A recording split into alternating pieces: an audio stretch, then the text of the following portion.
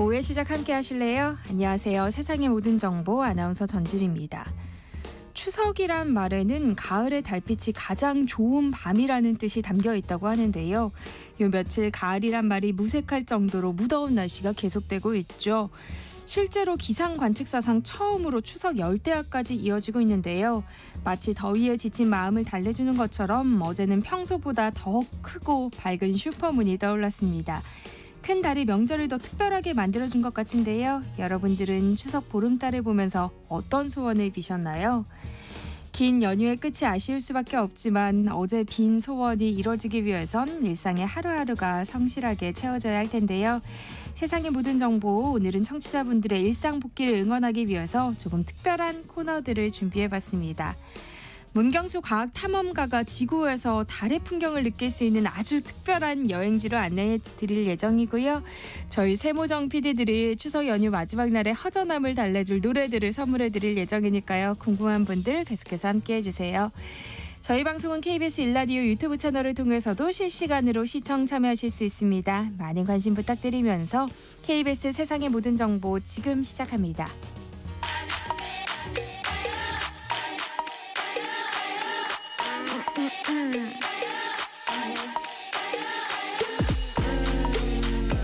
혹시 뉴스 빠뜨리셨나요? 한낮에 전해진 소식들 꼼꼼히 정리해드리겠습니다. 오늘의 뉴스 조현정 시사평론가와 함께합니다. 안녕하세요. 안녕하세요. 네, 추석 연휴 마지막 날인 오늘 북한이 단거리 탄도미사일을 발사했어요. 네, 합동참모본부에 따르면 군은 오늘 오전 6시 50분께 평안남도 개천 일대에서 동북 방향으로 발사된 단거리 탄도미사일 SRBM 수발을 포착했습니다. 이 미사일 약 400km 비행한 것으로 전해졌는데요. 정확한 재원에 대해서는 현재 한미가 분석을 하고 있습니다. 또 일본 방위성에서는 일본 배타적 경제수역 바깥쪽 해상에 떨어진 것으로 추정을 하고 있고요. 오늘 미사일은 북한이 이 단거리 탄도미사일 발사한 지 엿새 만의 일이고 핵탄두를 만들 때 쓰는 고농축 우라늄 시설을 최초로 공개한 지 닷새 만의 일입니다. 7월에는 잠깐 멈춰갔었어요. 여름철 수해 피해 때문에 아무래도 정신이 없었던 것 같고 지금은 이제 미국 대선 가까워지면서 존재감을 과시하려는 것으로 풀이가 되고 있습니다.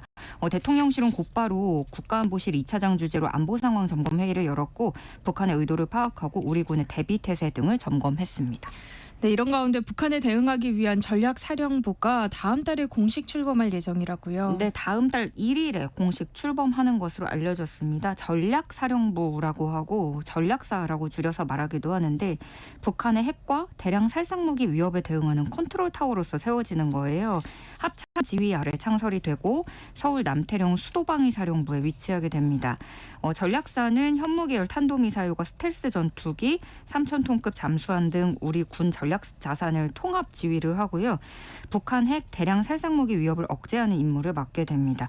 이렇게 전략사 창설에 따라서 이 북핵에 대응하는 우리 군의 조직 규모도 커지게 됐는데 그 기존의 합참 내에서도 이게 있었어요. 근데 이 담당하는 대응본부 본부장이 소장이 들어갔었는데 전략사령관에는 이제 중장이 맡게 되는 거고요. 네. 인력도 더 많아지고 앞으로 전략사는 이 미군 전략사령부 카운터파트로서 미국과 공조를 해서 관련 훈련 실시도 주도를 한다는 계획이고요. 한미 양국은 이 전략사 간의 원활한 소통을 위해서 서로 연락 장교를 파견해서 상주시키는 방안도 논의 중인 것으로 전해졌습니다.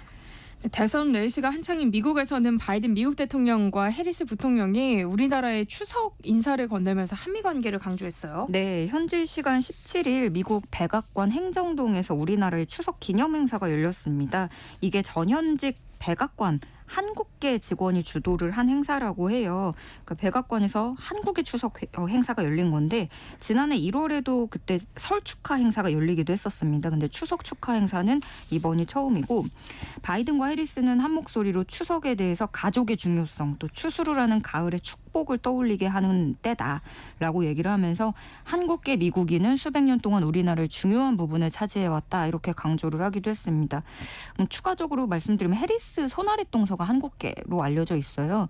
그래서 이 동서의 자녀 그러니까 해리스에겐 조카죠. 한국계 미국인 조카들이 민주당 전당대회 무대에 올라서 해리스를 응원하기도 했었습니다. 네. 추석 연휴 윤석열 대통령은 최전방 육군부대와 제복 공무원들을 찾아가서 격려를 했다고요. 네, 추석 당일인 17일 어제는 강원도 최전방 부대인 육군 제15사단으로 갔습니다. 국민들이 편하게 명절을 즐길 수 있도록 연휴에도 애쓴다는 뜻으로 장병들을 격려하는 시간을 가졌고요. 그 15사단 의무대대인 승리 의원을 방문해서 지역 주민들도 만나고 군 가족들하고 인사를 나눈 뒤에 이 승리 의원 그 의무대대 측과 소아청소년과 안과 응급실들을 둘러봤습니다. 그 의무대대인데 소아청소년과 이런 게 왜 있냐면 지역 주민들도 이용을 할 수 있는 의원이에요. 대통령실에 따르면 윤 대통령은 이 15사단 지휘관들 만나서 적이 도발해 온다면 선조치 후보고 원칙에 따라서 즉각적이고 압도적으로 대응해 적의 의지를 완전히 분쇄할 것이라고 말했다고 전해지고요. 그러면서 걱정 없이 임무에만 전념할 수 있도록 근무 여건을 개선하고 입고 있는 군복이 자랑스럽게 느껴지도록 국군 통수권자로서 최선을 다해 지원하겠다 이렇게 약속을 했습니다. 그 이틀 전에는 일선 경찰서와 소방서를 찾았어요. 제복 입은 영웅들이 정당한 보상을 받을 수 있도록 지원하고 수사 역량 과학화에도 최선을 다하겠다 이렇게 약속을 했습니다. 또 소방서 종합상황실에서도 정당한 보상과 지원을 거듭 강조하면서 안전한 업무 수행을 당부했습니다. 최근 부쩍 공개 행보를 넓히고 있는 김건희 여사도 대국민 추석 인사와 함께 장애 아동 거주 시설을 방문했죠. 네, 지난 15일이었는데요. 발달장애 아동 32명이 생활하는 서울 은평구 다움장애 아동지원센터 방문했습니다. 김건희 여사는 아이들과 함께 그림 그리고 배식도 하고 또 청소, 놀이기구 등을 청소를 하는 걸 도왔는데요. 그 지원센터 측은 김건희 여사에게 이 코로나 팬데믹 이후에 봉사자가 많이 감소해서 손길이 많이 필요하다. 또 이런 것들이 더 많이 알려지길 바란다 이렇게 밝혔습니다. 김건희 여사는 자신의 이 방문이 많은 봉사자들의 손길이 이어지는 계기가 되었으면 좋겠다 이렇게 전했고요. 김건희 여사 지난 13일에 공개됐던 대통령 추석 인사 영상에도 등장을 했죠.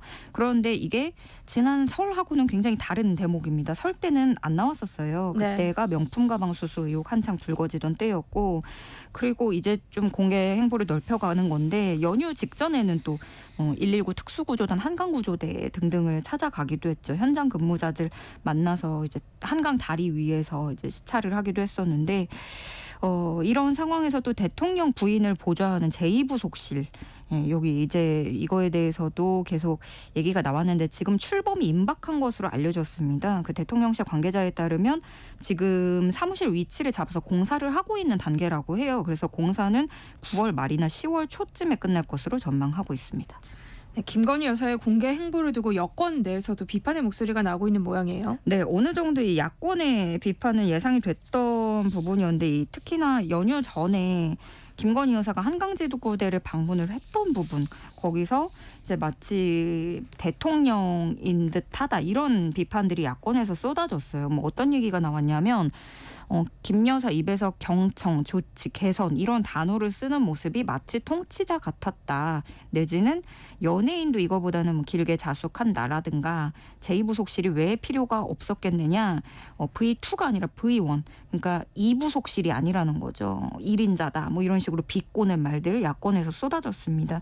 그러나 대통령실 입장은 뭐냐면 영부인의 공개 일정 수행은 필요하다라는 입장을 보이고 있는 거고요. 그런 가운데 여권에서도 이제 김건희 여사의 이런 넓어지는 공개 행보에 우려를 넘어서 지금 좀 쓴소리가 나오고 있어요. 유승민 전 의원 같은 경우에는 제발 좀 가만히 계시면 안 되느냐. 홍준표 대구시장도 지금 나올 때가 아니다. 국민들을 더 힘들게 할 수도 있다. 이런 일침들이 나왔고요. 김경률 전 국민의힘 비대위원 같은 경우에는 좀 한동훈계로 알려져 있죠. 어떻게 비유를 했냐면 김건희 여사가 그 명품 가방 사건에서 무죄 혐의 받을 수 있었던 거는 공직자가 아니라는 거였잖아요. 거기서 이제 뇌물수수냐 뭐 이런 거였는데 공직자가 아니어서 무혐의를 받았고 직접적인 권한, 의사결정의 권한이 없기 때문에 공직자윤리법에서 벗어난 거, 비껴간 거였는데 이렇게 현장 공무원들에게 단독으로 가서 지시를 하는 것 자체가 좀 상황이 모순적이다. 이런 부분을 지적하는 얘기가 여권에서도 나오기도 했고요. 이렇게 또 일반 공무원에게 지시하는 모습을 보이는 게 오히려 야당의 공세 포인트만 될 수 있다라는 우려도 여권에서 퍼져나가고 있습니다. 한동훈 국민의힘 대표와 이재명 민주당 대표도 추석 연휴 기간에 민생 현장을 찾았어요. 네, 명절은 아무래도 이제 정치권에서 또 국민들하고 더 이제 접촉을 늘릴 수 있는 기회가 되기도 하죠. 한동훈 대표는 의료계에 만나서 여야 의정 참여 설득에 힘을 실었고요. 이재명 대표 같은 경우에는 전통시장 찾아서 명절 물가를 살폈습니다. 한동훈 대표는 이 여야 의정 그 참여 설득하는 회동에서 협의체 참여를 적극적으로 설득했다고 하고 뭐 조건 없이 뭐 이런 얘기를 하고 있잖아요. 그래서 지금 이대로 가면 이기는 사람 아무도 없을 것이고 모두가 지게 될 것이다. 이런 식으로 빨리 출범해야 된다는 점을 강조를 했습니다. 이재명 대표는 이 인천 계양구 지역구죠. 여기 전통시장 찾아서 민심 청취에 나섰고 무, 대파 이런 것들 현금으로 직접 구매하면서 명절 물가를 살피기도 했습니다. 네, 한낮의 교양 파트너 지금 여러분께서는 세상의 모든 정보와 함께하고 계십니다. 추석 전까지 여야 의정 협의체를 출범해보자는 움직임이 있었지만 결국 무산됐어요. 네. 이후의 상황은 어떻게 진행되고 있어요? 그러니까 국민의힘의 얘기는 이거였죠. 그러니까 뭐 의제 제한 두지 않겠다. 이거 한동훈 대표가 특히나 뭐 제한 없이 터놓고 얘기하자. 의료계도 참여해달라 이런 거였는데 의료계는 정부 입장 변화도 없고 우리는 거기 지금 참여할 수 없다라는 거 그대로예요. 그래서 8개 의사단체가 공동 입장문 내고 정부가 무리한 정책으로 일으킨 사태에 대해서 인식이 전혀 없는 상태에서는 협의체 참여 어렵다 이렇게 못 박아서 보냈습니다. 근데 애초에 그나마 이제 좀 협의체 참여에 긍정적이었던 전국 의과대학 교수협의회나 의과대학 의전원 협회 등 이런 단체들도 좀 입장을 선회한. 그러니까 정부가 그 후로 계속 좀 강경한 메시지를 내다 보니까 거기서 안 되겠다 하고 입장을 선회한 것으로 전해졌어요. 그래서 이런 상황에서 추석 전 뭐 얘기가 나왔지만 안 됐고 추석 전은커녕 이제 당장 이번 달 안에도 이거는 쉽지 않아 보이는 거고요. 이제 더불어민주당은 그 야당이 차려준 밥상도 정부가 일부러 걷어찼다 이렇게 비판을 하고 있어요. 그러니까 이게 무슨 말이냐면 민주당이 국무총리에게서 대통령이 안 되면 총리 입을 빌어서라도 좀 책임 인정이나 사과부터 좀 받아내려고 그렇게 해서 의료계를 달래려고 대정부 질문에서 기회를 만들어줬는데 총리는 오히려 소리를 지르면서 대통령 두둔하기에 바빴다. 그래서 밥상을 일부러 걷어찬 꼴이다. 이렇게 얘기를 했고요. 또 정원 원점 재논의 문제도 정부 스스로 망친 건데 이 2025년 정원 조정이 절대로 불가하다라는 거를 이게 다 같이 모여서 좀 테이블에서 얘기가 나왔어도 되는 걸 그게 미리 다 흘러나왔다라는 거죠. 그렇게 언론에 미리 메시지를 내고 결과적으로는 판을 깨려고 작정하지 않고서야 대통령실이 이럴 수는 없다라는 비판을 한 게 이게 민주당의 입장입니다. 한동훈 대표 같은 경우에도 좀 미묘한 입장을 냈어요. 응급실 대란하고 관련해서 지금 막 동분서주 다니고 있잖아요. 한동훈 대표가.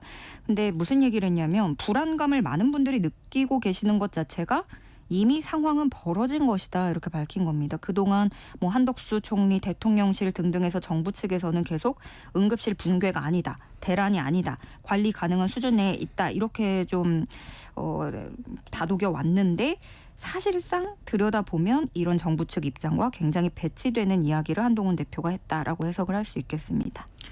네, 명절 연휴 전부터 가장 우려됐던 건 응급실이 제대로 운영될 수 있느냐 하는 점이었는데요. 전국 곳곳에서 응급실 이송 거부 상황이 발생했다고요. 네, 대전에서는요. 복부에 자상을 입은 60대 남성이 병원 10곳에서 진료를 거부당했습니다. 충북에서는 하혈 중인 25주 임신부가 산부인과 의사가 없다는 이유로 무려 75곳 넘는 병원을 전전했어요. 25주 때 이제 조산기가 있으면 큰 병원으로 가야 되는 상황이었는데 굉장히 급박했고 또 광주에서도 문틈에 손가락이 절단된 환자가 전주까지 이송돼서 2시간 만에 수술을 겨우 받았습니다. 이번에 연휴에 좀 살펴보니까 지역 온라인 커뮤니티에 병원 정보 공유하고 어디 열었는지 어디에 갈 수 있는지 이런 것들 공유하거나 또 지금 이런 상황인데 응급실 가도 되나요? 이런 글들 있잖아요. 그런 것들이 연달아 올라왔어요. 예를 들어서 아이 열 나는데 해열제 몇 번 먹였는데 안 잡히더라. 근데 이런 상황에 응급실 가도 되는 거냐? 이런 내용들이 주를 이루었습니다. 그런데 이대로라면 지금 명절 연휴 우리가 당장 코앞에 닥쳐서 연휴를 되게 걱정했잖아요. 근데 이제 내년 초에 신규 의사가 전혀 배출되지 않으니까 더 큰 문제가 닥칠 수 있다라는 우려가 이제 점점 더 번지고 있습니다. 뭐 필수 의료 담당한 의사들은 이미 현장을 떠나고 있는 거 보고 있는데 사실 그래서 의료계에서는 애초에 협의체에 참여할 사람도 없는데 자꾸 협의체에 나오라고 촉구를 하는 것 자체가 말이 안 된다. 이런 불만도 나오고 있고요. 지금 실태가 어느 정도냐면 올해 전국의 신생아 중환자실에 남은 전공의가 전국에서 딱 7명뿐이라는 거예요. 네. 병원으로는 5곳. 전국입니다. 그래서 이게 소아청소년과 같은 경우에는 또 뭐 많이 확 줄어들었는데 4년 사이 절반이 넘게 줄어들었다고 하더라고요. 지금 그 의대 교수들이 며칠 전에 삭발투쟁하고 단식 농성도 했는데 어떤 얘기를 하고 있냐면 의정 갈등이 장기화될 경우에 올 겨울이 최대 고비가 될 것이다. 이런 경고를 또 새롭게 나왔습니다. 왜냐하면 지금까지는 응급실 뺑뺑이였다면 그때로 이제 장기화 길어지면 암 환자 뺑뺑이도 이제 나타나기 시작할 거라는 거예요. 그렇게 또 경고를 내놨고 특히 건강검진 같은 경우에는 연말에 좀 쏠리는 경향이 있는데 겨울에 새롭게 암을 진단받은 환자들이 늘어날 것이고 그렇지만 또 겨울에는 호흡기 질환, 심혈관 뇌출혈 질환도 급속도로 증가하기 때문에 암 환자들이 정작 또 중환자실 자리를 찾지 못해서 이번에는 그때는 베드 입원실을 찾느라 또 뺑뺑이를 돌 수 있다. 이런 예상이 나오고 있습니다. 그러면서 이들은 정부는 눈앞의 추석에만 대비하고 있지만 정말 두려워해야 할 시기는 이번 겨울이다 이렇게 강조했습니다. 또 앞으로는 응급 의료기관이 경증 또는 비응급 상황의 환자를 받지 않더라도 의료진은 책임을 면할 수 있게 된다고요. 네, 이 내용을 보건복지부가 각 의료단체마다 지침 안내 공문을 새롭게 보냈습니다. 그러니까 케이타스라고 해서 한국형 중증도 분류 체계라는 게 있어요. 그 5등급으로 이렇게 나누는데 4, 5등급 숫자가 커질수록 경증, 비응급 환자로 분류가 됩니다. 그런데 이런 환자들은 응급실에서 받아주지 않더라도 의료진에게 책임을 묻지 않는다. 이 내용이 골자입니다. 케이타스에서 4급이 준응급이고 5급은 비응급 환자인데 예를 들어서 4급에는 뭐 요로감염, 창란 이런 것들이 들어가고요. 5급에는 감기, 장염, 설사 이런 내용들이 대표적인 증상으로 꼽힙니다. 그리고 또 추가적으로 응급실에서 폭력이 발생하거나 그럴 우려가 있는 경우 정당한 진료 거부, 기피로 규정을 했고요. 또 의료진은 환자 또는 보호자가 의료인이 말한 치료 방침에 따르지 않겠다고 하거나 의료인으로서의 전문 지식에 반하는 치료 방법을 요구받는 경우에도 진료를 거부할 수 있게 됩니다. 네, 미국은 대선 50여일을 남겨두고 미국 공화당 대선 후보인 트럼프 전 대통령에 대한 암살 시도가 또 있었어요. 네, 이번에 체포된 피의자는 58살 라이언 라우스고요. 백인 남성입니다. 그런데 이 사건 현장 근처에서 12시간이나 기다리고 있었다고 해요. 소총 들고 공격을 했는데 이 일련 번호는 지워져 있었고 FBI는 소총 일련 번호를 복구하기 위해서 지금 소총을 수사실로 보낸 상태라고 합니다. 또 이게 단독 범행인지 공범이 있는지에 대해서도 더 추가적으로 조사를 하고 있고요. 근데 이 라이언 라우스라는 피의자, 이 사람이 지난해 본인 자비로 책을 냈다고 해요. 뉴욕타임스 보도에 따르면 그 책 제목이 우크라이나의 이길 수 없는 전쟁 이건데 이 책 내용을 보면 트럼프를 암살할 자유가 있다라는 문장이 있고 또 오바마 행정부 시절에 이란과 맺은 핵협상을 폐기한 데에 대해서 분노를 드러내면서 이란 사과한다. 이런 내용들이 들어 있습니다. 또 이 용의자 자신이 트럼프에게 투표한 적이 있던 만큼 어리석은 자를 대통령으로 선출한 책임이 나에게 있다. 뭐 이렇게 표현을 한 것으로 알려졌고요. 책에만 이런 내용이 있는 게 아니라 이 사람 자체가 우크라이나 전쟁에 굉장히 큰 관심을 보여왔고 그런 것들이 이 사람 SNS에 고스란히 남겨져 있었습니다. 우크라이나를 위해서 용병을 구한다. 싸울 외국인을 구해서 우리 같이 가자. 이런 식으로 자신이 어떻게 개인적으로 우크라이나를 지원하려고 했던 것으로 드러났고요. 예전에는 그 트럼프 전 대통령을 지지했었다고 해요. 그러다가 우크라이나에 대한 미국의 그 정책에 실망을 해서 등을 돌린 것으로 추정이 되고 있습니다.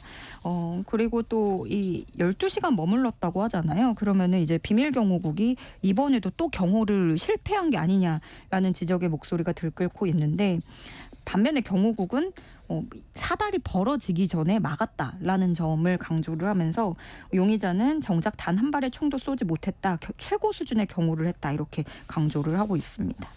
네, 트럼프 전 대통령에 대한 두 번째 피습이 미국 대선 판세에 또 어떤 영향을 미칠지 관심이 쏠리고 있는데요. 일단은 두 후보의 지지율 격차는 더 벌어지는 분위기예요. 네, 지금은 지지율 격차 대선 TV 토론 이후에 커졌다는 여론조사 결과가 여러 개 나오고 있습니다. 먼저 하나는 현지 시간 17일에 미국 여론조사 업체 모닝 컨설트가 공개한 여론조사인데요. 해리스가 51%, 트럼프가 45%, 이제 6%로 더 이렇게 4%, 5%포인트, 6%포인트 이렇게 점점 조금씩 벌어지고 있는 거예요. 그런데 이게 또 지난 13일에서 15일 조사한 거다 보니까 피습 이후에 반영된 거는 또 이제 조만간 나올 것으로 보여지고, 또 다른 여론조사들도 보면 이제 대부분 해리스가 이기고 있는데 최대 경합주 쪽에서도 해리스가 또 앞서 나가고 있다 이렇게 보여지고 있고요. 해리스 캠프 측에서는 좀 피습에 대해서 그렇게 강조하지 않으려는 모습으로 보여집니다. 이번 사건을 정치적인 방식으로 다룰 계획이 없다라면서 정치적으로 비화하는 걸 막겠다는 의지를 보이고 있습니다. 네, 트럼프 전 대통령은 이번 암살 시도를 두고 바이든 대통령과 이 해리스 부통령을 겨냥한 메시지를 냈어요. 네, 트럼프가 그 후에 이 암살 시도 후에 그 암살 시도범에 대해서 얘기를 하면서 바이든과 해리스의 그런 주장을 믿어온 사람이다. 그리고 그 믿음에 따라 행동했다라고 주장을 해요. 그래서 그런 바이든과 해리스가 만든 레토릭, 그런 주장들이 내가 총에 맞도록 만들고 있다.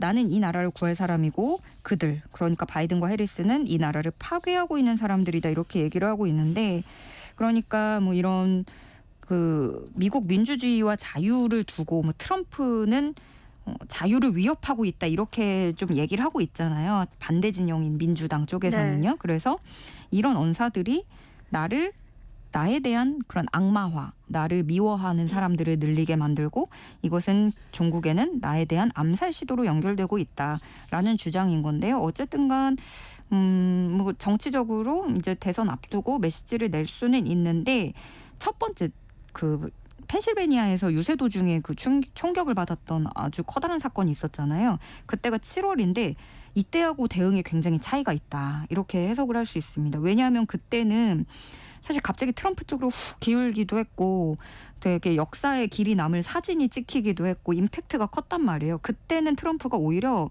그런 민주당의 겨냥이 되는 거를 되게 자제했었어요. 근데 지금하고 굉장히 다르죠. 그때는 오히려 바이든 후보였기 때문에 자신이 좀 선두로 가고 있고 지지율 격차를 벌리고 있던 때였고, 지금은 또 초박빙에다가 오히려 어떻게 보면 또 더 불리한 그런 상황이 돌아가면서 이런 상황 변화에 따라서 또 대응 방식도 변화한 것으로 보여집니다. 네, 오늘의 뉴스 조현정 시사평론가와 함께했습니다. 고맙습니다. 고맙습니다. KBS 1라디오 세상의 모든 정보 함께하고 계신 지금 시각은 12시 38분입니다. 이 시각 교통정보 알아봅니다.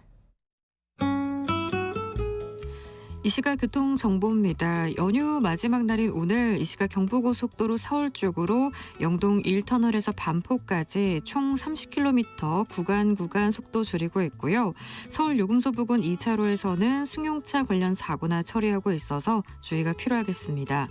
논산 천안고속도로 천안 쪽은 정안휴게소에서 남풍새 나들목 가송교까지 20km가량 더디게 지나고 있고요. 서해안고속도로 서울 방향은 대명 터널 부근 1, 2차로에서 승용차 추돌 사고 나면서 군산 나들목 부근으로 정체 이어지고 있습니다. 당진에서 서해대교까지는 15km 정체, 화성휴게소 부근으로도 주춤하고요. 매송에서 용담터널 더지나 일지 분기점에서 금천 사이로도 막힙니다. KBS 교통정보센터에서 김민혜였습니다.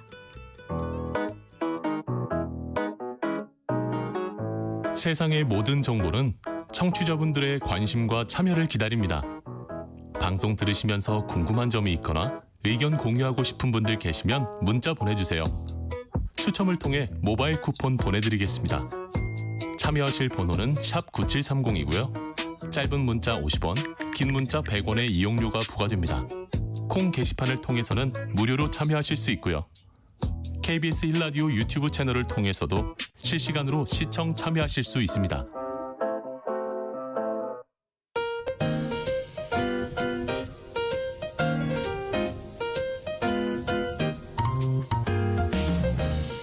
추석 연휴에 주말에 발생한 사건 사고 소식들 살펴보겠습니다. 하프타임 뉴스 임선우 뉴스캐스터와 함께합니다. 어서 오세요. 안녕하세요. 추석 연휴 마지막 날이에요. 와, 가을이 맞나 싶게 정말 무더웠는데 네. 역대 가장 더운 추석으로 기록됐어요. 네, 추석 연휴 마지막 날인 오늘도 늦더위가 이어지고 있습니다. 체감 온도가 35도를 넘나드는 더위가 계속되고 있고요. 전국 대부분 지역에 돌풍과 벼락을 동반한 강한 소나기가 지나가겠지만 더위를 식히지 못하겠습니다. 특히 어제는 전남 곡성과 경남 진주가 38도까지 치솟는 등 평년 기온의 최대 10도 정도 웃돌면서 9월 역대 최고 기온 기록이 쏟아져 나오기도 했는데요. 서울과 부산 등 대도시와 해안 지역을 중심으로 잠 못 드는 열대야도 이어졌습니다. 한여름도 아닌데 폭염특보는 강원도와 경기 일부를 제외한 전국으로 다시 확대됐는데요. 길어지는 늦더위는 금요일인 모레 전국에 비가 내린 뒤 기세가 약해지겠습니다. 길고 긴 폭염과 열대야는 비로소 끝을 보이겠지만 이어지는 10월까지도 예년보다 따뜻한 가을이 될 것으로 기상청은 내다보고 있습니다. 생각지도 못한 가을 폭염에 온열 환자도 많이 발생했다고요. 네, 어제 폭염 경보가 내려졌던 부산에서는 이 프로야구 경기를 보던 어린 야구 팬이 더위를 먹고 쓰러졌다는 신고가 접수됐는데요. 네. 현기증과 구토 증세 등 온열 질환 증세를 보이면서 인근 병원으로 이송됐고요. 같은 날 이 어린 팬 외에도 온열 증상을 호소한 관중 42명이 의무실을 찾아 응급처치를 받기도 했습니다. 사직구장이 있는 동래구는 이날 낮 최고 기온이 34도에 달했다고 하고요. 부산은 폭염특보가 10일째 이어지면서 찜통더위에 여전히 시달리고 있습니다. 부산뿐만 아니라 앞서 지난 주말 사이에도 경기도에서도 각각 23명, 18명의 관중이 온열 증상을 보이기도 했는데요. 추석 연휴에도 이어진 전국적인 폭염에 한국야구위원회는 경기 개시 시간을 긴급 교체하기도 했습니다. 네, 예측 불허 날씨에 추석을 10월 이후 양력으로 지정해야 한다는 이야기까지 나온다고요. 네, 이 지구온난화로 추석인 음력 8월 15일에 더는 여름 농사일을 마치고 추수 전 풍년을 기원하는 전통을 이어가기 힘들다는 이유에서인데요. 네. 최근에는 추석이 아니라 하석이라는 말까지 등장했습니다. 통상 추석은 절기상 낮과 밤의 시간이 같아지는 이 추분의 위치에 있어 가을의 시작으로 여겨져 왔죠. 그런데 기후변화로 여름이 길어지면서 추석은 더 이상 가을을 대표하지 못한다는 지적인데요. 또 실제로 과거 농경상호에서도 종종 추석 차례를 음력 8월 15일 이후에 지내는 경우도 있었다고 합니다. 윤달로 추석이 심하게 앞당겨져서 차례상에 올릴 핵곡식을 구하지 못하는 경우 중앙절에 차례를 대신했다고 하는데 음력 9월 9일로 이르면 10월 첫째 주, 늦으면 셋째 주에 지냈다고 하네요. 추석 연휴 기간을 양력 10월로 고정하자는 주장은 이 달라진 시대상을 반영해야 한다는 의견이 기저에 깔려 있습니다. 과거 추석은 조상께 풍년을 교환하는 차례가 중심이었다면 현대사회에서는 가족과 함께 혹은 개인의 여가를 보내는 휴가 의미가 더 크다는 건데요. 특히 여름 추석과 같은 계절적 대표성보다는 날짜를 예측할 수 있다는 점에서 편의성과 효율성으로 따져봤을 때 오늘날 더 적합하다는 의견입니다. 반면 양력 추석론에 반대하는 입장에서는 수천 년 동안 내려온 이 추석이 일반 공휴일과 같을 수가 있느냐, 계절성과 효율성을 따지기 전에 전통성을 우선시해야 한다는 의견과 함께 일각에선 여름이 길어졌다고 단순히 추석을 뒤로 미룰 것이 아니라 본질적으로 기후변화 문제를 개선해야 한다는 목소리도 나오고 있습니다. 네, 올 추석 성수품 물가는 어땠어요? 네, 무더위가 계속되면서 여전히 계속 오름세를 보였는데요. 특히 채소값이 크게 뛰었습니다. 정부가 관리하는 추석 20대 농축수산물 성수품 중에서도 이 배추와 무 가격이 많이 올랐는데 배추는 소매 가격 기준 한 포기 8,000원 수준으로 1년 전 또 평년과 비교했을 때 각각 45%, 13% 넘게 올랐고요. 성수품은 아니지만 시금치와 상추, 당근도 1년 전보다 비싼 편입니다. 특히 시금치는 평년 가격보다 113%나 높은데요. 정말 시금치라고 불릴만 하고요. 상추와 당근도 각각 평년보다 23%, 69%나 높게 나타났습니다. 반면 햇과일이 공급되면서 한창 금사과로 불렸던 사과 또 배 가격은 약세를 보이면서 안정적으로 돌아왔고요. 공급 과잉으로 작년부터 좀처럼 힘을 쓰지 못하던 한우 가격은 올해도 1년 전보다 10% 가까이 떨어졌고 돼지고기와 닭고기 등 축산물 가격도 전반적으로 약세를 보였습니다. 네, 귀성 귀경길 재미 중에 하나가 휴게소 음식이잖아요. 근데 이 휴게소 음식값도 많이 비싸졌어요. 네, 특히 끼니를 해결할 수 있는 메뉴는 10,000원 아래를 찾아보기가 힘들 정도인데요. 세 사람이서 순두부찌개, 뚝배기, 불고기, 김치찌개 각각 하나씩만 시켜도 5만 원이 넘는 금액이 나옵니다. 실제로 고속도로 휴게소 음식값을 들여다보면 4년 새에 20% 가까이 오른 것으로 나타났는데요. 평균가가 6,600원대로 가장 많이 오른 우동류는 매해 명절마다 가격이 뛰었고 돈가스류도 21% 넘게 올라 유일하게 10,000원을 넘어섰습니다. 이렇다 보니 작년 추석 연휴 기간 휴게소에서 쓴 평균 금액은 한 사람당 16,500원을 넘겼는데요. 코로나19로 사회적 거리두기가 한창이던 2020년 같은 기간과 비교하면 40% 넘게 뛴 수준입니다. 명절에 고향 오가면서 휴게소에 들러 이것저것 군것질하는 것도 큰 재미 중 하나인데 이제 그 재미를 즐기는 것도 부담스러운 만큼 많이 비싸졌습니다. 사건 사고 소식도 짚어보죠. 추석날 옆집 이웃을 흉기로 살해한 80대 남성이 경찰에 붙잡혔어요. 네, 인천에서 벌어진 일인데요. 추석 당일인 어제 낮 12시쯤 인천 연수구의 한 아파트에서 80대 남성이 옆집에 사는 70대 남성을 흉기로 여러 차례 찔러 살해한 혐의로 경찰에 붙잡혔습니다. 이 남성은 범행 직후 사람을 죽였다고 자수했고 이후 현장에 출동한 경찰에 의해서 긴급 체포됐는데요. 경찰은 국립과학수사연구원에 시신 부검을 의뢰하는 한편 이 남성의 범행 동기 등을 조사하고 있습니다. 최근 외식업체들의 숨은 가격이 논란이라고요. 이게 무슨 얘기예요? 네, 같은 메뉴라도 배달로 주문했을 때 가격이 매장 판매 가격보다 점점 더 비싸지고 있다고 하는데요. 무료 배달 뒤에 숨은 가격이 소비자에게 부담을 고스란히 떠넘기고 있다는 지적이 나옵니다. 실제로 최근 집에서 맥도날드 대표 메뉴인 빅맥 세트를 주문해 먹은 한 시민은 가격을 보고 깜짝 놀랐다고 하는데요. 가족 수에 맞게 세트 4개를 주문했는데 매장에서 먹을 때보다 5,000원가량이 더 나왔다고 합니다. 아무 생각 없이 주문했다간 이처럼 눈뜨고 코베이기 십상인데요. 네. 이렇게 최근 동일한 메뉴라고 할지라도 배달의 판매 가격이 매장 판매 가격보다 비싼 이중 가격제를 적용하는 외식업체가 빠르게 늘고 있습니다. 맥도날드뿐만 아니라 KFC는 지난 3월 이중 가격제를 2년여 만에 다시 도입했고 파파이스도 지난 4월 제품 가격을 올리고 배달 메뉴는 매장 메뉴보다 더 높은 가격으로 책정했고요. 버거킹의 와퍼 세트 역시도 배달앱과 매장의 메뉴 가격 차이가 1,400원으로 커졌습니다. 그런데 사실 외식업체가 이렇게 이중 가격을 적용해 소비자에게 숨은 가격을 받아내는 영업 행태는 이전부터 쭉 이어져 왔는데요. 한국소비자원이 지난해 서울 시내 34개 음식점을 조사한 결과 분식집과 패스트푸드, 치킨 전문점 등 59%가 이중 가격을 적용한 것으로 나타났습니다. 외식업체들은 배달 플랫폼 수수료 등 배달 비용 부담 때문에 어쩔 수 없다는 입장입니다.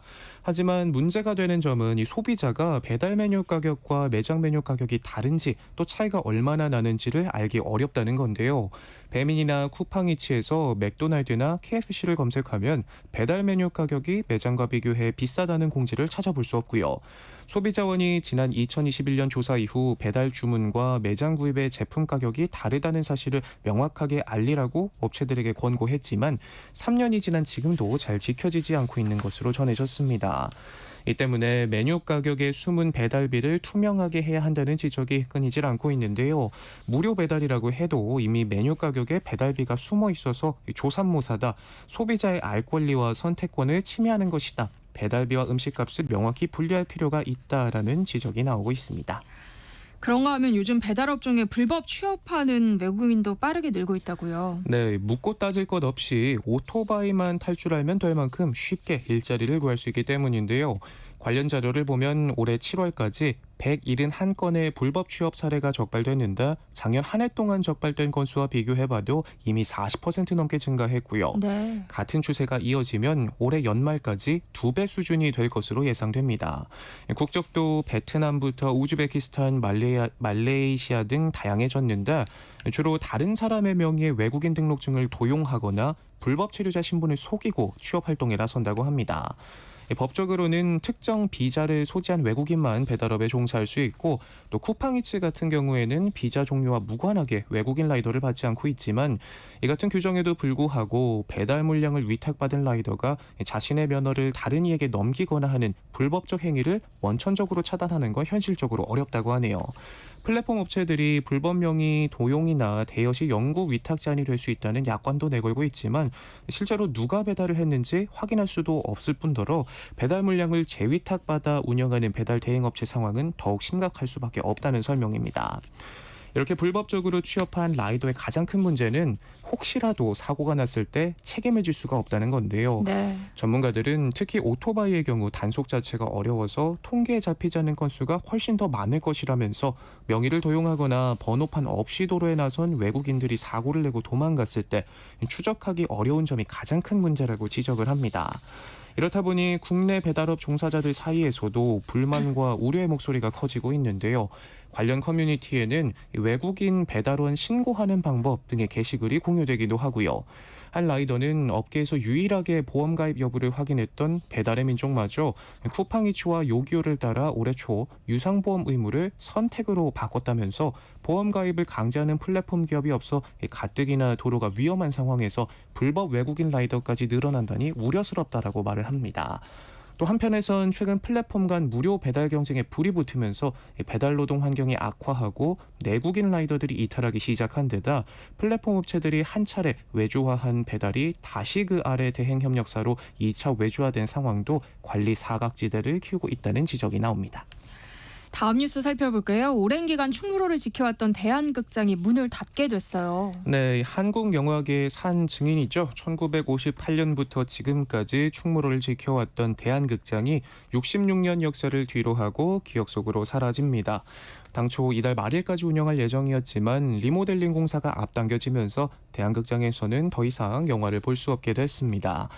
대한극장은 미국 유명 제작사인 20세기 폭스가 설계한 극장으로 영화를 볼 때 빛의 방해를 받지 않을 수 있었던 국내 최초의 영화관이었는데요. 덕분에 벤허, 사운드 오브 뮤직 등 대작을 주로 상영해왔고 2000년 기존 단관극장을 11개간 멀티플렉스 형태로 리모델링한 이후에는 올드보이의 주목이 온다, 늑대 유혹 같은 시사회를 열기도 하면서 영화 팬들의 발길이 끊이질 않았던 곳입니다. 하지만 이후 대형 멀티플렉스 극장과 온라인 동영상 서비스 등에 밀려 수년간 적자가 쌓이면서 결국 폐업을 피하지 못하게 됐는데요. 2008년 문을 닫은 단성사와 명보극장, 2015년 CGV의 운영권을 넘긴 피카디리와 2021년 사라진 서울극장에 이어 대한극장까지 역사의 한 장면으로 남게 됐습니다. 네, 추석 연휴 마지막 날인 오늘 귀경길 오르신 분들 많을 텐데요. 교통 상황으로 마무리해 볼까요? 네, 귀경 행렬이 몰리면서 현재 고속도로 곳곳이 정체되고 있습니다. 오후 12시 기준 서울로 출발하면 부산에서는 6시간 50분, 대구에서 5시간 50분, 광주에서 5시간, 대전에서는 2시간 50분이 걸립니다. 오늘 하루 전국에서 584만 대 차량이 이동한다고 하는데요. 이른 아침부터 시작된 귀경길 정체는 오후 3시에서 4시 사이 절정에 달했다가 밤 11시나 되어야 해소되기 시작한다고 하네요. 모두 안전운전 하시고 특히 길어지는 운전에 나도 모르게 눈꺼풀이 또 감길 수 있으니까요. 졸음이 오지 않더라도 중간중간 휴게소 또 졸음 쉼터 들러서 스트레칭도 한 번씩 하시면서 안전한 귀경길 되시길 바랍니다. 네, 하프타임 뉴스 임선우 뉴스캐스터와 함께했습니다. 고맙습니다. 고맙습니다. 네, 연휴 마지막 날인데요. 오늘도 많은 분들이 문자 보내주셨어요. 이창수님이 연휴 마지막 날 세모정 잘 듣고 있습니다. 응원합니다 하셨고요. 김소정님이요. 세상의 모든 정보를 들으면 세세한 소식까지 알게 돼서 유익하게 듣고 있습니다. 감사드려요. 하트 이렇게 보내주셨네요. 또 오늘도 일하시는 분들 많으신 것 같아요. 6824님이요. 우리 공장은 지금 작업 중입니다. 세상의 모든 정보 덕분에 지루하지 않습니다 하셨네요. 다행입니다. 4723님은요. 세상의 모든 정보 어제 본 보름달입니다. 밤하늘의 구름은 바닷가 파도 같았고요. 그 위에 뜬 보름달은 너무나 신비로웠습니다. 오늘 달 이야기 들려주신다고 하니까 귀 기울여 듣겠습니다 하셨네요. 2부까지 함께해 주시면 될 것 같아요. 1부 순서는 여기서 마무리할게요. 저희 이어지는 2부에서는요. 앞서 예고드린 대로 추석 기획, 지구에서 달 풍경을 느낄 수 있는 여행지 소개해드릴 예정이고요. 또 세모정 PD들이 선곡한 추석 플레이리스트도 준비되어 있으니까요. 계속해서 많은 청취 부탁드립니다. 그럼 전 잠시 후 2부에 돌아올게요.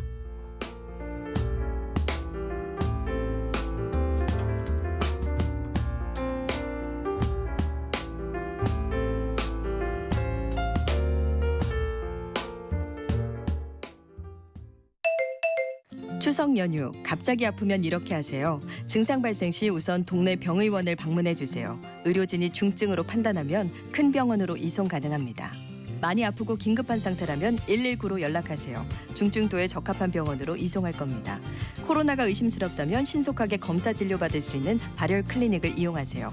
문 여는 병의원은 전화 129, 응급의료 포털 이젠, 지도 앱에서 찾을 수 있습니다. 증상 발생 시 먼저 문 여는 병의원으로, 코로나 의심 시 발열 클리닉으로, 중증 환자는 응급실로, 올바른 병원 이용으로 건강한 추석 보내세요. 보건복지부.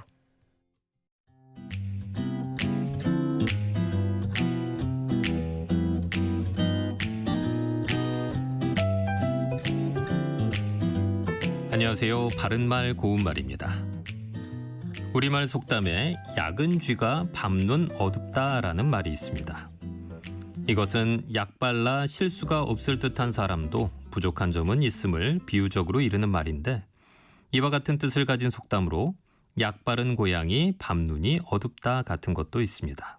형용사 약다는 보통 자신에게만 이롭게 꾀를 부리는 성질이 있다란 뜻으로 많이 사용하는데, 그 외에도 어려운 일이나 난처한 일을 잘 피하는 꾀가 많고 눈치가 빠르다라는 뜻도 있어서 눈치가 약은 사람과 같이 쓸 수 있습니다. 속담의 뜻풀이에 약 빠르다란 표현이 있었는데요. 이는 약다와 빠르다가 합해진 것으로 약아서 눈치나 행동 따위가 재빠르다를 뜻합니다. 그는 자기 속 챙기는 때는 약바른 사람이다와 같이 말이죠. 약다와 같은 뜻으로 쓸 수 있는 형용사로 역다가 있습니다.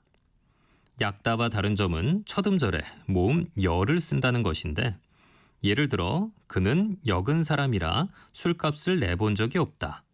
또 그 친구 생김새는 곰 같아도 눈치는 여간 역은 게 아니야와 같이 말할 수 있습니다. 약빠르다처럼 역빠르다란 표현도 있습니다. 정리해보면 약다는 역다의 작은 말이고 약빠르다는 역빠르다의 작은 말이라고 할 수 있겠습니다. 지금까지 바른말 고운말 아나운서 김희수였습니다.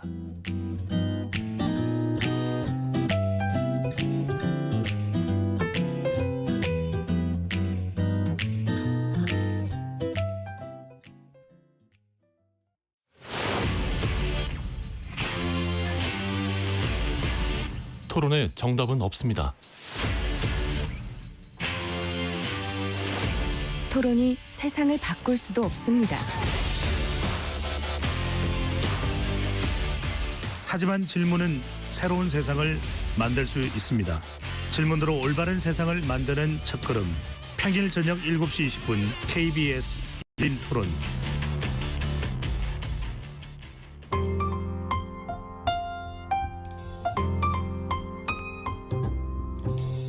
어떤 하루 보내고 계신가요? 눈코 뜰 새 없이 바쁘게 지나가는 한 주. 월요일부터 금요일, 매일 밤 10시부터 12시까지는 오롯이 당신만을 위한 시간입니다. 당신을 위한 지식 쉼터. 오늘 밤 일라디오.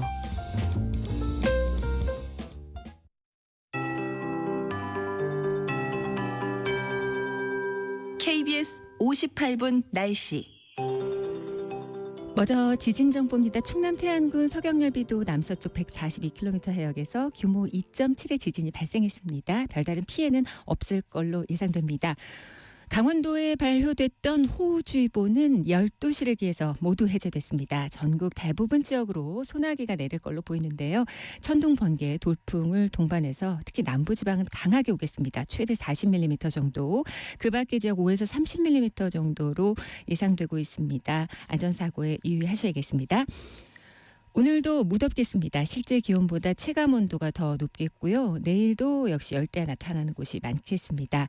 오늘 낮 기온 서울 31도, 전주, 대구 34도 등 전국적으로 26도에서 35도 분포가 되겠습니다. 내일은 기온이 조금 내려가서 서울 23도의 아침 기온, 낮 기온은 29도를 보이겠습니다. 내일부터는 제주 산지와 제주도 대부분 바람이 강해지겠고요. 지금 제주 먼바다와 남해 먼바다에 풍랑주의보가 오후 2시부터 발효될 텐데 앞으로 이들 해역은 최대 6m까지 파도가 높게 일겠습니다. 그 밖에 동해서해상의 물결도 점차 높아질 걸로 보이고요. 그리고 계속해서 너울과 또 조고도 주의하셔야겠습니다. 지금 서울의 기온은 32.9도, 습도 60%입니다. 강혜종입니다.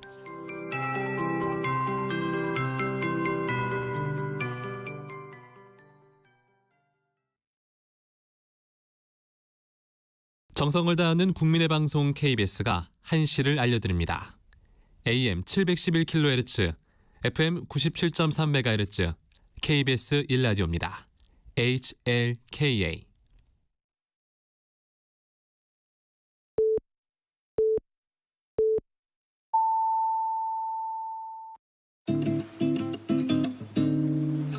나른한 오후를 책임질 영양 만점 지식 비타민. 세상의 모든 정보.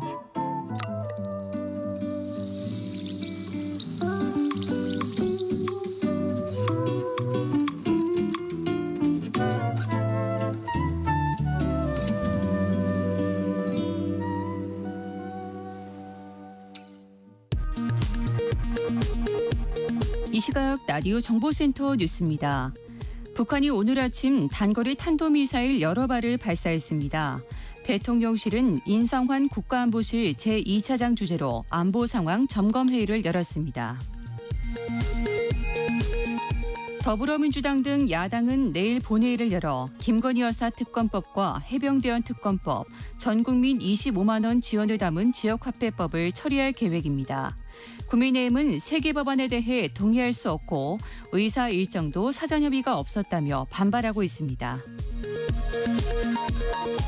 600여 개 가맹점을 상대로 나무젓가락과 비닐 쇼핑백의 본사 구입을 강제하는 등 이른바 갑질을 한 의혹을 받는 60개 치킨 가맹본부에 대해 공정거래위원회가 제재 절차에 착수했습니다.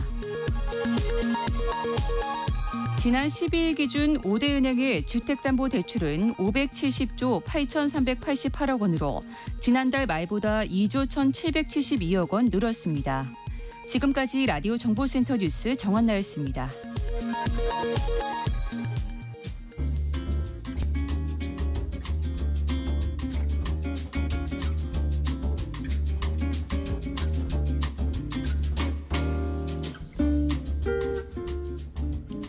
네, 어제 평소보다 더 밝은 달을 보면서 소원 비신 분들 많으실 겁니다. 바로 슈퍼문이 떴기 때문인데요. 세상의 모든 정보, 오늘은 추석 연휴를 이대로 보내기 아쉽다 하시는 분들을 위해서 아주 특별한 시간을 마련해봤습니다. 일상으로의 복귀를 앞두고 현실 부정을 하고 계신 분들이 계시다면 귀 기울여 주시면 좋을 것 같아요. 지구에서 달 풍경을 느낄 수 있는 아주 특별한 여행지로 여러분들을 안내해드리겠습니다. 밤하늘의 신비로움을 간직하고 마치 달에 와 있는 듯한 기분을 선사하는 장소들 과연 어디일지 궁금해지는데요. 저희를 안내해 주실 문경수 과학탐험가 스튜디오에 모셨습니다. 어서 오세요. 네, 안녕하세요. 목소리가 익숙하다고 생각하시는 분들도 많이 계실 것 같은데요. 그래도 저희 프로그램에는 처음 나와주셨잖아요. 네, 그렇죠. 네. 그러니까 청취자 여러분들을 위해서 간단한 인사 말씀 부탁드립니다. 네, 저는 그 과학탐험가 문경수라고 하고요. 네. 우리가 흔히 이제 과학 다큐멘터리에서 보던 그런 화산이나 빙하, 극지 이런 것들을 지난 20년 동안 열심히 탐험을 했습니다. 너무 멋진 직업인 것 같아요. 개인적인 궁금증을 좀 자세한 이야기에 앞서서 풀어보고 싶은데요. 왜 흔히들 추석이라고 하면 1년 중에 가장 밝고 둥근 달이 뜨는 것으로 알고 있잖아요. 그래서 우리가 이제 추석 보름달 보면서 소원을 비는 풍습도 있는 거고요. 네. 근데 그 문경수 탐험가님처럼 과학적 원리를 잘 알고 계신 분들도 보름달을 보면서 소원을 빌고 그러시나요? 아, 그럼요, 당연하죠. 네. 네. 일테면 제가 이제 그 몽골 고비 사막에 가서 공룡 탐사를 하고 있었는데 공룡 화석이 너무 발견이 안 돼서 그날 밤에 떴던 그 보름달을 보면서 화석 좀 찾게 해달라고 이렇게 소원을 빌었던 기억이 나네요. 똑같군요, 저희랑. 흔히들 정월 대보름에도 큰 달이 뜨니까. 네. 근데 추석과 정월 대보름 언제 더 큰 보름달이 뜨는 거예요? 이거 너무 유아틱한 질문인가요? 네, 일단 결론부터 말씀드리면 그때그때 다릅니다. 네. 일단은 그 보름달이 크게 보이려면은 이 달과 지구 사이의 거리가 가까워져야 되잖아요. 네, 근데 아무래도 달이 우리 지구를 공전하는데 이 공전 궤도가 원형이 아닙니다. 타원형으로 네. 돼 있다 보니까 어떨 때는 뭐 각 지구랑 가까이 근접했을 때는 커 보이는 거고 또 궤도에서 멀어졌을 때는 이렇게 뭐 작게 보인다고 보시면 될 것 같은데요. 자, 그래서 어느 해는 추석이 더 커 보이기도 하고요. 또 어느 때에는 정월 대보름이 더 보름달이 커 보이기도 하는 거죠. 그러니까 때마다 다르다는 말씀이신 네, 거예요. 맞습니다. 네. 근데 이번 추석에는 평소보다 밝고 큰 보름달, 그러니까 슈퍼문이 떴다고 하죠. 네, 저도 어젯밤에 그 구름 사이로 뜬 슈퍼문을 보고 아주 짧게 소원을 빌었던 기억이 나는데요. 네. 일단 그 슈퍼문 같은 경우에는 달이 지구에 가장 가까운 지점인 근지점이라는 그 점이 있는데 거기에서 이제 딱 등장했을 때 보이는 보름달을 우리가 슈퍼문이라고 이야기하는데요. 이때 이제 슈퍼문이 되면은 평소보다도 최대 14%가 더 커 보이고요. 네. 그리고 밝기도 30%나 더 밝게 보이기 때문에 우리한테는 좀 되게 남다른 그런 느낌으로 다가오는 거죠. 그런데 생각보다 또 슈퍼문이 자주 뜨는 것 같기도 해요. 네, 이게 뭐 이렇게 뉴스 검색하다 보면은 주기적으로 슈퍼문 기사가 많이 보도가 네. 되는데 보통 이제 한 해에 한 3번에서 4번 정도 슈퍼문이 관측이 되는데요. 어제 뜬 보름달도 슈퍼문이었고요. 네. 그리고 지난달에도 이제 그 슈퍼문이 떴었는데 앞으로도 슈퍼문이 올해 이제 몇 달 안 남았지만 10월, 11월에도 관측이 예상이 돼 있으니까 기회가 또 있으니까 많은 분들이 기대해 보셔도 좋을 것 같습니다. 네. 결국에 중요한 건 달을 바라보는 마음이 아닐까 싶은데요. 오늘은 달에 가지 않고도 달의 풍경을 느낄 수 있는 곳들을 소개해 주신다고 합니다. 아니, 지구에 그런 곳이 정말 있어요?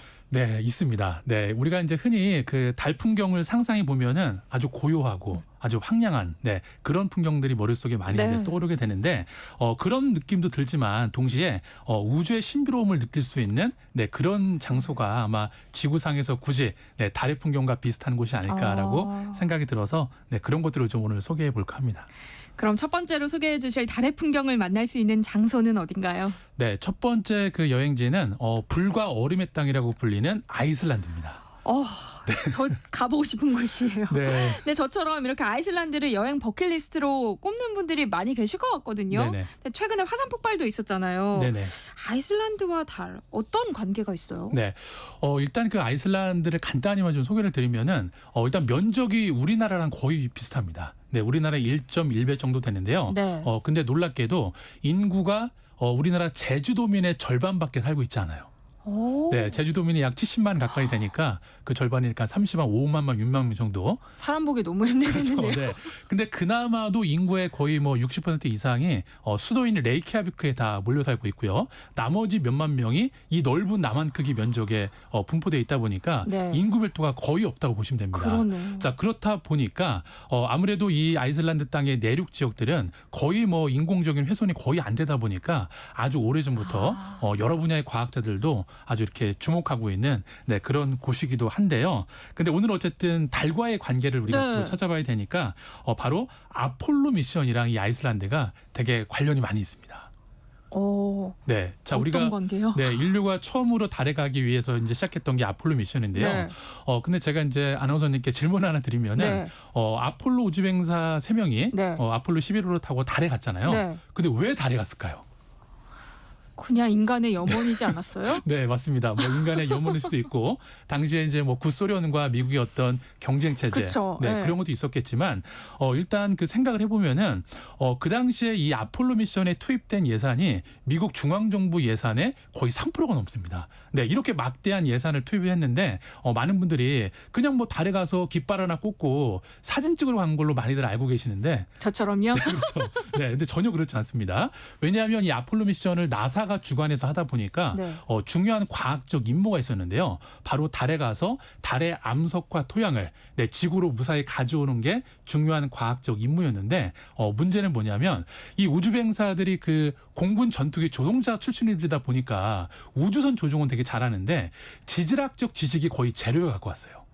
네, 그러니까 기껏 막대한 예산을 들여서 달에 보내놨는데 엉뚱한 표본을 지구로 가지고 돌아오면 과학적 임무는 이게 실패한 거게 돼버리는 거잖아요. 그렇죠. 네, 그러다 보니까 이 나사가 이 아이슬란드를 주목을 하게 된 겁니다. 그러니까 우주 비행사들이 달에 가기 전에 아이슬란드에서 특별한 임무를 수행했다는 거죠. 그렇죠. 네, 일단은 그 아이슬란드에 가서 뭘 이제 할 거냐면, 그 당시에 이제 그 우주 비행사들이 이제 지질학적 지식이 부족하니까 이제 나사 지질학자들이 우주 비행사들이 이렇게 강당에 앉혀놓고 막 수업을 했겠죠. 네. 요거는 현무암이고, 요거는 화강암이니까 요런 걸 가져야 된다라고 막 수업을 하니까 이 우주 비행사들이 아마 제가 생각할 때는 아마 몸에 쥐가 났을 거예요. 네, 왜냐하면 이 사람들은 막 극한의 환경에서 그런 막 훈련을 받다가 갑자기 교실에서 수업 들으려고 하니까 공부를 하려니까. 그렇죠, 힘들었겠죠. 자, 그래서 그 당시에 그 닐 암스트롱이 좀 나이도 연배가 있고 커맨더다 보니까 이제 총대를 맨 거죠.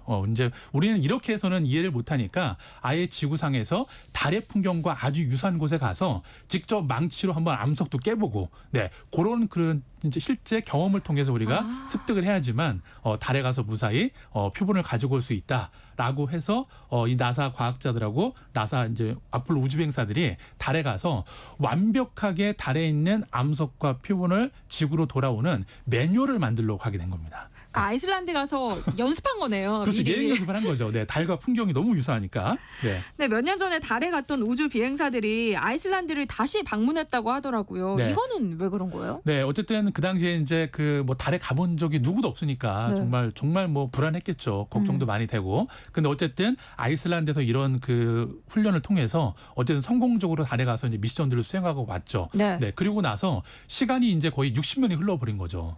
네, 달에 갔다 온 이후로. 자, 그런데 이제 이 이야기가 사실 이제 뭐 그 당시에는 뭐 많은 사람들한테 이제 알려졌겠지만 네. 너무 오래되다 보니까 이제 더 이상 이 이야기를 알고 있던 사람들이 없었어요. 근데 아이슬란드 출신의 한 시의원이 이 이야기를 다시 발견하게 되고 그거를 또 이제 막 많은 사람들이 알리게 되고, 자, 이러다 보니까 급기야는 아이슬란드 정부에서 지금 생존해 계시는 거의 나이가 9순이 넘으신, 네, 그 당시에 여기 와서 훈련을 받고 달에 갔다 왔던 우주 비행사들을 다시 초대를 해서 초청을 한 거군요. 초청을 한 거죠. 그래서 그 당시에 이제 받았던 훈련들을 재현하고 그리고 이 후배 이제 과학자들한테 자기들의 노하우를 전해주는, 네, 그런 또 아주 의미 있는 이벤트가 일어났었습니다. 네.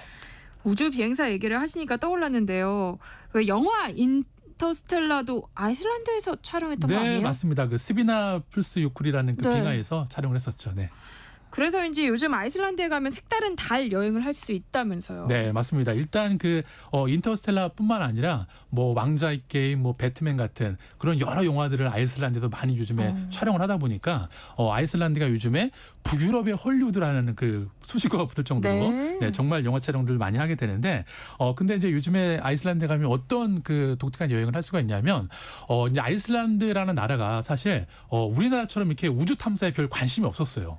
네, 왜냐하면 어쨌든 우주 탐사가 되려면은 경제력도 기반이 돼야 되고 그쵸, 돈이 많이 인구도 들죠. 좀 많이 있어야 되는데 인구가 35만 명인데 쉽지가 않았죠. 자, 근데 이렇게 60년 전에 아폴로 우주 비행사들이 자기네 나라에서 이렇게 훈련을 받고 그런 어떤 그 히스토리 그리고 그런 또 스피릿들이 많은 사람들한테 영감을 준다는 거에 대해서 이제 되게 또 감동을 받아서 네. 아이슬란드 정부 차원에서 새로운 이제 우주 탐사 전략을 만들었는데요. 첫 번째가 뭐냐면 요즘에 그 민간 우주기업들이 만든 우주선을 타고서 민간 상업 우주 비행이 조금씩 가능해지고 있죠. 네. 자, 근데 아이슬란드가 어떤 이야기를 하냐면 더 이상 우주선 타고 우주여행 가지 말라는 거예요. 네, 왜 그러냐면 자기네 나라 오면은 풍경 자체가 달이고 풍경 자체가 화성이고 우리가 인터스텔라에 나오는 우주복보다 더 멋진 우주복을 만들어 줄 테니까 그 우주복을 입고 우리나라 그냥 그 영토를 걸으면 이게 진정한 우주 여행이다. 그래서 요즘에 아이슬란드 관광청의 슬로건이 우주보다 더 우주 같은 아이슬란드라는 네, 그런 또 슬로건을 이야기를 하고 있고요. 네, 그래도 그런 또 특색 있는 여행들을 즐길 수가 있고 그리고 이제 앞으로 이제 그 많은 나라들이 요즘에 우주 탐사에 관심을 갖고 있다 보니까 우주 탐사를 하려면 뭐 로봇이나 우주복 필요한 장비들을 많이 만들겠죠. 자, 그러면 이제 60년 전에 아폴로 우주 비행사들이 아이슬란드에서 이렇게 예행 연습을 했던 것처럼 너희들이 만든 장비들을 우리나라에 와서 이렇게 또 실험을 하고 그렇게 또 이제 우주 탐사를 하는데 도움이 되면 좋겠다. 이런 좀 차별화된 관점으로 새롭게 또 우주 전략 판을 짜고 있습니다. 차별화된 관광 마케팅이네요. 이제 지구에서 달 풍경을 느낄 수 있는 두 번째 여행지로 한번 떠나볼까요? 네, 두 번째 여행지는 바로 카나리아 제도입니다. 네, 스페인령 카나리아 제도. 뭐 잘 아시는 분들도 계실 수 있겠지만 좀 낯설다 하시는 분들도 있을 것 같긴 한데요. 이게 유럽 사람들의 휴양지로 좀 알려져 있는 곳이죠. 네, 맞습니다. 일명 그 유럽 사람들의 제주도다. 뭐 이런 얘기를 들 정도로. 네. 근데 사실 그 스페인령이긴 한데 스페인 그 영토 안에 있지는 않습니다. 바로 이제 아프리카와 맞닿아 있는 그 바다 한가운데 이제 하와이 제도처럼 몇 개의 섬으로 이루어져 있는데요. 근데 이제 그 몇 년 전에 우리나라에서 유명한 또 이렇게 예능 프로그램을 또 여기서 찍어서 많은 분들이 알고 계실 곳으로 알고 있는데 네. 일단 이 카나리아 제도에 가시면은 그 란사로떼라는 그 작은 섬이 있어요. 네, 우리나라 제주도의 한 4분의 1 정도 크기밖에 안 되는 아주 작은 섬인데요. 네. 근데 200년 전에 동시다발적으로 화산 활동이 강력하게 일어나면서 이 섬의 절반 이상이 용암으로 덮여버린 거예요. 네, 그러다 보니까 아무래도 사람들이 피해를 또 많이 받았겠죠. 자, 근데 피해를 받는 거를 떠나서 스페인 정부가 그때 이후로 그 일대를 국립공원으로 지정을 해버렸습니다. 그래서 지금도 이제 거기 방문하면 아무나 그냥 막 거기를 뭐 트레킹하거나 할 수 있는 게 아니고요. 정해진 루트를 통해서만 딱 한 바퀴 돌아서 볼 수 있는 그런 곳인데 그렇게 이제 오랜 시간 동안 또 보존을 잘하다 보니까 이제 여기도 거의 뭐 달 풍경과 유사한 지형이기 때문에 또 흥미로운 그런 여러 가지 일들이 벌어지고 있습니다. 그 화산 지형이라는 것 때문에 달과 유사하다고 보시는 거예요? 네, 일단은 그 화산 지형이다 보니까 달과 유사한 지형도 있는데 네. 여기는 조금 더 독특한 게 뭐냐면 바로 용암 동굴이 달에 있는 용암 동굴들이랑 형태가 비슷해서 또 많은 과학자들이나 또 많은 또 지질학자들이 관심을 갖고 있는 곳이라고 보시면 될 것 같아요. 카나리아 제도에도 과학자들이 많이 방문하나 봐요. 네, 정말 많이 방문을 하고 있는데요. 이렇게 이해하시면 좋을 것 같아요. 자, 우리가 보통 이제 SF 영화를 보게 되면은 달이나 화성에 가는 우주 비행사들이 우주 기지를 주로 이제 달 표면 위에다 멋있게 지어놓잖아요. 그렇죠. 네, 근데 그렇게 멋있게 지어놓는 거는 거의 90%가 영화적 상상이라고 보시면 될 것 같아요. 그래요? 네, 왜 그러냐면 달에는 일단 대기가 없습니다. 자, 대기가 없는 달 땅 위에다가 멋있게 기지를 만들어 놓으면은 어떤 재앙이 일어나냐면 일단 우주 방사선에 다 피폭이 되게 돼요. 네, 그리고 더 무서운 건 뭐냐면 소행성의 파편이 지구는 대기권을 통과할 때 불에 타서 다 소멸돼 버리잖아요. 근데 네. 대기가 없으면 소행성의 파편이 그 사이즈 그대로 폭탄처럼 쏟아집니다. 네, 그렇기 때문에 우리 마음 같아서는 아주 영화처럼 멋있게 땅 위에 집을 짓고 싶지만 네. 현실적으로는 용암 동굴 안에 기지를 지어야지만 이 동굴의 천장이 방사선과 운석을 막아주기 때문에 안전한 거주지가 되는 거죠. 네, 그래서 그 동굴 때문에 많은 과학자들이 방문을 하고 있는데요. 자, 근데 이게 생각을 해보면 우리가 뭐 우리나라에도 동굴이 많이 있는데 그 작은 동굴에서 뭐 사람이 몇 명 들어가 살겠냐 이렇게 그러니까요. 좀 이렇게 생각할 수도 있는데요. 네. 한 10년 전쯤에 이제 그 나사 달 탐사선이 달에서 이제 그 용암 동굴의 입구를 하나 발견했습니다. 그래서 위성 레이더 기술로 한번 그 동굴 내부의 크기를 한번 측량을 해봤더니 놀랍게도 이 동굴의 크기가 이 동굴의 폭이 약 100km 가까이 되고요. 네, 10km 아닙니다. 네. 네, 100km 가까이 되고 이 동굴의 천장의 높이가 무려 13km나 되는 거예요. 자, 이 정도라면 그냥 컨테이너 박스 몇 개 집어넣는 정도가 아니라 웬만한 인구가 거주할 수 있는 그런 도시를 용암 동굴 안에 만들 수가 있더라는 거죠. 자, 그렇기 때문에 이런 관점에서 또 이 카나리아 제도가 또 많은 과학자들 또 우주 비행사들의 큰 관심을 받고 있는 거죠. 저는 네. 용암 동굴 아래에다가 기지를 만드는 줄 처음 알았네요. 그렇죠. 많은 분들은 멋진 이 도명태 영화를 너무 많이 봤나 봐요. 네, 그런 걸 보시는데. 네. 네, 낭만의 섬 카나리아 제도에 왔는데 또 스페인의 정치를 느낄 수 있는 여행지도 하나 더 소개해 주세요. 네, 맞습니다. 그 란사로떼 섬에 가면은 그 독특한 동굴 레스토랑이 있는데요. 네. 일명 그 하메오스 델 아구아라고 부르는 그 동굴 레스토랑이 있는데 보통 우리나라에도 제주도에 가시면은 검은 오름이라는 그 오름이 폭발을 해서 그 용암이 흐르면서 우리가 알고 있는 뭐 만장굴, 김영굴 이런 또 뭐 한 10개 가까운 동굴들을 만들었는데요. 그래서 이렇게 그 화산과 용암 동굴이 연결된 거를 용암 동굴계라고 부르는데 네. 이 란사로테 섬에 가면은 지구상에서 가장 길이가 긴 이 용암 동굴계가 있는데 하필 이 용암 동굴계의 동굴 천장이 해안가 절벽에서 무너져 내린 거예요. 그러니까 동굴 내부가 보이겠죠. 네. 자, 그래서 이제 그 아주 스페인의 아주 유명한 그 건축가인 세사르 만는케가 그 안에다가 레스토랑도 만들고 그리고 심지어 그 안에다가 강연장도 만들었어요. 그래도 실제로 작년에 이제 그 전 세계에서 행성 동굴을 연구하는 과학자들 한 100명이 모였는데 그 동굴 안에서 학회를 진행을 하고 예, 그리고 그 레스토랑에서 또 이렇게 디너를 하고 그런 또 흥미로운 곳이기도 하니까 일반인 분들도 이제 시간에 예약해도 가실 수가 있으니까 거기를 꼭 가보시면 좋을 것 같아요. 네. 직접 갈 수 있는 좀 가까운 여행지를 안내해 주시면 어떨까 부탁을 드리려고 했는데 네. 어딘지 제 머릿속에 벌써 떠올랐어요. 그렇죠. 말씀해 주세요. 네, 바로 이제 제주도인데요. 네. 우리가 이제 제주도 하면은 뭐 갈 곳이 너무나 많이 있죠. 그래서 이제 많은 분들이 사실 예전만큼 이렇게 뭐 용암 동굴이라든지 이렇게 뭐 자연 같은 곳에 또 이렇게 가는 빈도가 좀 줄어들긴 했는데 일단 그 아까도 제가 동굴이 앞으로 달 탐사를 할 때 인간 거주 주소 중요한 역할을 한다고 말씀을 드렸는데 네. 제주도 하면 딱 떠오르는 용암 동굴이 뭐가 있죠? 우리 수학여행 때 많이 가던 만장굴 있죠. 그렇죠. 네. 만장굴이 있는데 이 만장굴이 길이가 7.4km로 전 세계에서 9번째로 길이가 길고요. 그리고 무엇보다도 이 동굴의 그 형성 과정이 달이나 화성의 용암동굴과 거의 유사합니다. 자, 그러다 보니까 우리 제주도 만장굴 비공개 구간에서도 네. 많은 과학자들이 아주 독특한 실험들을 진행을 하고 있죠. 오, 그럼 어떤 실험들을 진행하고 있어요? 네. 자, 일단은 그 우리나라도 이제 최근에 뭐 누리호 발사체도 성공을 하고 또 다누리호 달 탐사선이 달에 가 있는데요. 자, 그래서 우리나라도 이런 성공을 이제 밑거름으로 해서 2035년경에 나사처럼 바퀴가 달린 달 탐사 로봇을 달에 보낼 계획을 지금 세우고 있는데요. 자, 그래서 그 달 탐사 로봇의 테스트 버전 로봇들을 만들어 와서 이렇게 달의 지형과 유사한 이 만장굴 비공개 구간에서 로봇 주행 실험들 주기적으로 하고 있고요. 네. 네, 그 밖에 이제 또 이렇게 우주 탐사와 관련된 그런 다양한 실험들을 제주도에서 하고 있습니다. 네. 제주도가 앞으로는 달 탐사 실험실로 유명해질 것 같은데요. 네. 실제로 외국 과학자들도 제주도를 많이 방문하고 있어요? 네, 일단 그 작년 같은 경우에도 그 한중일 과학자들 중에서 이렇게 행성, 지구가 아닌 다른 행성에 존재하는 그 동굴을 연구하는 학자들이 또 거의 뭐 100명 이상 모여서 또 이렇게 세미나도 하고 직접 만장굴 비공개 구간에 들어가서 이제 답사도 하고 했는데요. 네. 근데 많은 과학자들이 정말 부러워해요. 네. 왜냐하면 앞으로 미래 우주 탐사를 하려면 이 용암 동굴을 이해하는 게 되게 중요한데 네. 사실 이렇게 제주도의 만장굴 규모 정도의 용암 동굴을 가지고 있는 나라가 그렇게 흔치가 않습니다. 뭐 제주도, 하와이, 아이슬란드, 뭐 카나리 제도 이 정도 몇 나라밖에 없기 때문에 이런 자연 자원을 갖고 있다라는 게 단순히 우리한테 뭐 관광지로서의 그런 역할도 중요하겠지만 이렇게 앞으로 이제 우주 탐사를 하는 데 있어서 아주 중요한 또 실험 장소가 되는 거죠. 탐험가님은 제주도 많이 가보셨을 테니까 네. 좀 달 보기 좋은 장소도 추천해 주실 수 있을까요?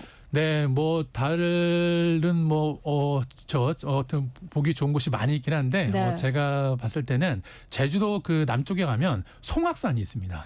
네, 송악산, 삼방산이 마주 보이는 네. 그 송악산에서 보는 달도 꽤 멋있는 것 같고요. 네. 그리고 이제 제주 동쪽에 가면 아보롬이라는 오름이 있는데 이 오름의 형태가 굉장히 큽니다. 네, 이 둘레가 거의 뭐 1km 이상이 되고요. 네. 그리고 이제 주변에 어떤 지형지물들이 많이 없다 보니까 정말 이렇게 보름달이 휘영청 떴을 때 올라가기도 쉽거든요. 네, 올라가서 아마 달을 보신다라면 아마 정말 멋진 그런 달 관람이 되지 않을까 생각이 드네요. 네. 아마 지금 추석 연휴라서 제주도에 가 계신 분들도 계실 것 그렇죠. 같은데요. 네. 지금 듣고 계시다면 한번 찾아가 보시면 좋을 것 같습니다. 또 이야기가 나와서 말인데요. 우리나라 달 탐사선 다누리호가 지금 열심히 달을 조사하고 있는 것으로 알고 있는데요. 네.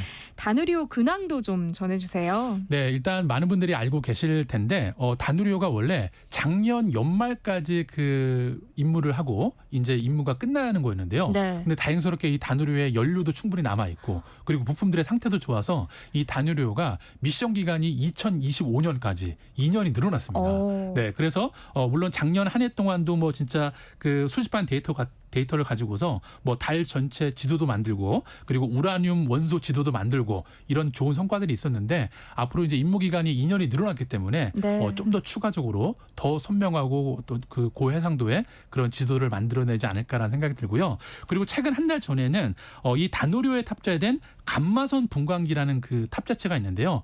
이걸 가지고서 인류 관측 역사상 가장 강력한 감마선 폭발을 또 관측하는 데 성공을 해서 네. 또 이렇게 그런 데이터들이 또 우리만 또 쓰는 게 아니고 또 많은 천문학자들이 우주를 이해하는데 중요한 자료로 쓰고 있습니다. 네, 세상의 모든 정보 오늘은 추석 연휴 마지막 날 아쉬움을 달래기 위해서 지구에서 달의 풍경을 느낄 수 있는 여행지로 청취자 여러분들을 안내해드렸는데요. 문경수 과학탐험가와 함께했습니다. 오늘 말씀 감사합니다. 네, 고맙습니다. 풍성한 한가위 이야기 주제가 필요하신가요? KBS 1라디오 세상의 모든 정보와 함께해 주세요.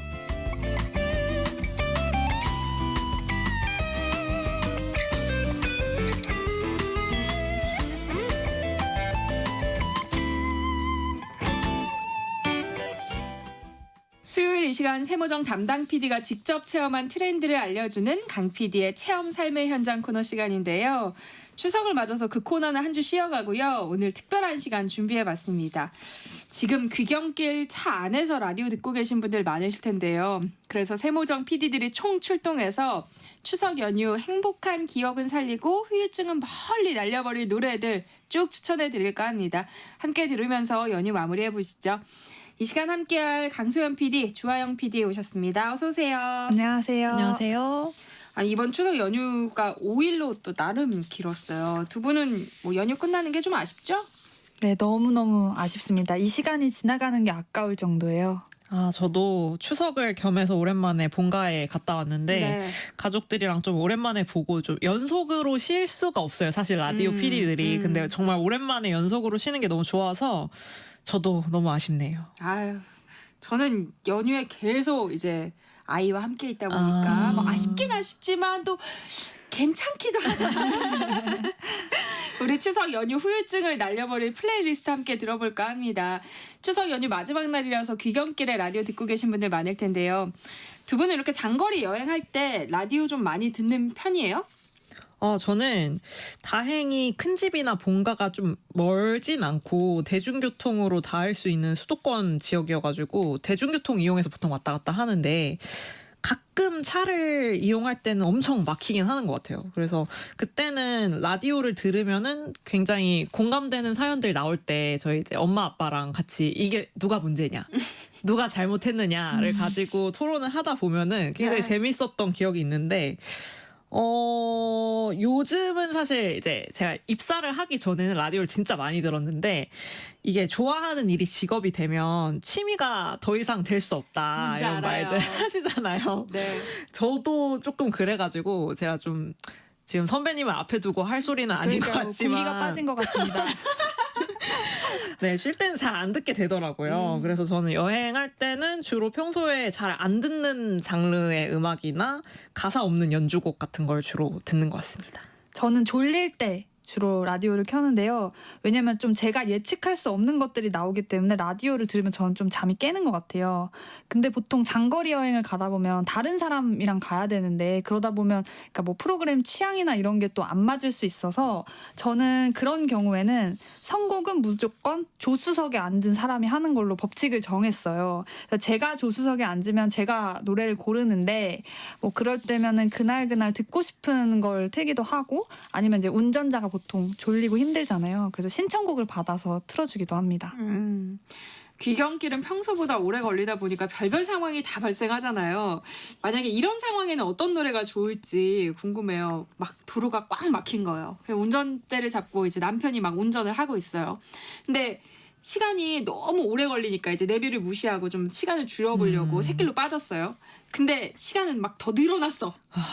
그럼 옆에 앉은 사람이 잔소리 할 수밖에 없죠. 그쵸. 이럴 때 이 불편한 분위기를 좀 반전시킬 수 있는 노래 한 곡씩 좀 알려주세요. 네, 저는 명절 끝물에는 다들 좀 피곤하잖아요. 뭐 네. 오랜만에 친척들 만나서 반가워도 이게 사람을 만나서 대화하는 일 자체가 에너지를 많이 쓰는 일이기도 맞아요. 하고 또 괜히 이제 오랜만에 만나면 안 해도 될 이야기를 많이 하게 됩니다. 그래서 서로에게 이제 의도치 않은 상처들을 주기도 하고 해서 짜증을 많이 내게 되는데 이게 잠깐 다시 생각해 보면 그렇게 짜증날 일이 아닐 때도 많은 것 같아요. 그래서 뭐 사실 저는 평소에 그냥 여행을 갈 때 이제 운전하시는 분이 내비를 잘못 봐서 길을 잘못 들면 그냥 뭐 조금 더 드라이브 한다 이런 생각으로 넘어가는 편이긴 하거든요. 왜냐면 이게 제가 운전을 하는 게 아니잖아요. 근데 운전을 하다 보면 이제 잘못 볼 수도 있지. 뭔가 고생을 하는 사람이니까. 아직 제 차를 안 타보셔서 저렇게 말하실 수 있는 것 같긴 한데 대단한 인성이네요. 저는 조금 그렇게 생각을 하는 편인데 이게 명절의 경우는 다들 피곤하기 때문에 조금 상황이 다를 수 있어서 어차피 이미 잘못 들었으니까 길을 서로 원망하면서 스트레스 지수를 높이지 말고 그냥 웃고 넘어가자 이런 의미에서 유리상자의 웃어요를 들고 왔습니다. 강소연 PD는요? 이거 그 노래죠. 웃어요. 맞아요. 웃어봐요. 이 노래 틀면 저희 엄마는 이 상황에서 이렇게 말하실 것 같아요. 웃어? 웃음이 나오니? 웃음이 나오니? 그래서 하영 씨는 원래 착해요. 제가 옆에서 쭉 봤는데 원래 착해요. 하영 씨가 약간 효녀의 웃음송을 가져왔다면 저는 좀 반항적인 불효녀 스타일의 웃는 노래를 가지고 왔는데요. 그 웃어요가 사람들의 밝은 웃음소리로 끝나는데 제가 가져온 이 노래는 아주 건방진 웃음소리로 시작한 유명한 곡입니다. 시대를 앞서 나간 버추얼 밴드 고릴라즈의 필굿 잉크를 가지고 왔는데 데라소울이 피처링으로 참여한 2005년도 곡이고 유명해서 엄마 아빠도 어디선가는 한 번쯤 들어보셨을 거예요. 그래서 이게 가볍게 엉덩이를 흔들면서 들을 수 있는 곡인데 중간에 이제 하하하하 하고 웃는 곳이 많이 나와서 다 같이 그 웃음소리가 나올 때마다 차에서 이제 웃기 챌린지를 또 해보는 건 어떨까. 그리고 또 자녀분들이라면 중간에 영어 랩이 있거든요. 그래서 영어 공부도 할 겸 랩을 좀 연습했다가 이거 장기자랑으로 차 안에서 하면 아무리 부모님이 짜증이 났더라도 빵 터지실 수밖에 없을 것 같아요. 저는 이 상황 보면서 네. 옆에서 운전하고 있는 남편 생각하면서 남편한테 뭐 어떤 노래 해줘야 되나 이런 생각했는데 두 분은 자녀의 입장에서 지금 생각한 거예요. 뒤에 앉아있는. 그쵸. 뒤에 갑자기 뒷좌석에서. 세대 차이가 느껴지는 것 같은. 자, 조하연 PD의 추천곡 유리상자의 웃어요에 이어서 강소연 PD의 추천곡 고릴라즈의 필굿 잉크까지 듣고 오겠습니다. 네, 명절 꽉 막힌 도로만큼이나 힘든 게 또 하나 있죠. 결혼 언제 할 거야? 남자친구는 있어? 뭐 이런 거나 아니면 뭐 취업 준비는 하고 있니? 뭐 어디 회사 뭐 2차 봐? 뭐 이런 잔소리 뭐 다들 한 번씩은 들어봤을 텐데요. 두 분은 어때요? 요즘도 계속되고 있어요? 이게 잔소리는 그냥 생을 다할 때까지 계속 듣게 되는 것 같아요. 저는 외할머니가 주로 많이 하시는데 부모님은 저를 이제 좀 포기하셨고 외할머니는 오랜만에 뵈면 이제 결혼해라. 이제 가라. 결혼했으면 아기 낳아서 빨리 그렇죠. 키워야 된다. 이런 얘기들을 많이 하시긴 합니다. 나이대별로 이 잔소리가 굉장히 진화하는 것 같아요. 학생일 때는 아유 시험 어떻게 됐니? 잘 봤니? 뭐 졸업할 때쯤에는 어떻게 취업은 잘 되고 있니? 취업이 이렇게 안 돼서 어떡하니? 취업을 하니까 아유 남자친구인지 이제 결혼해야지. 아마 이제 얼마 전에 결혼을 하신 소연 선배님은 이제 결혼 얘기 안 들으실 것 같긴 한데 이제 다른 거 시작돼요. 뭐 이제 애기 낳아야지. 그렇죠. 뭐 이런 얘기 하시지 않을까 싶은데 저는 지금 아직 결혼을 안 했기 때문에 결혼 얘기를 많이 듣는 편인 것 같아요.